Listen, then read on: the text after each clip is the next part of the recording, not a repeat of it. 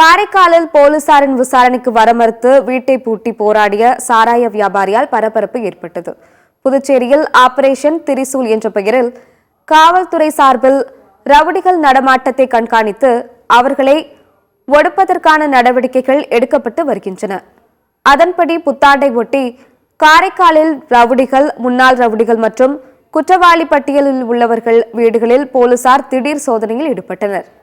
அப்போது நெடுங்காடு தொகுதி வரிச்சுக்குடியை சேர்ந்த சாராய வியாபாரி பாம்ராஜா என்பவர் போலீசாரின் விசாரணைக்கு வரமறுத்து கதவை பூட்டி போராட்டத்தில் ஈடுபட்டார். மேலும் தனது தொகுதி சட்டமன்ற உறுப்பினர் சொன்னால்தான் விசாரணைக்கு வருவேன் என போலீசாருடன் வாக்குவாதத்தில் ஈடுபட்டதால் பரபரப்பு நிலவியது.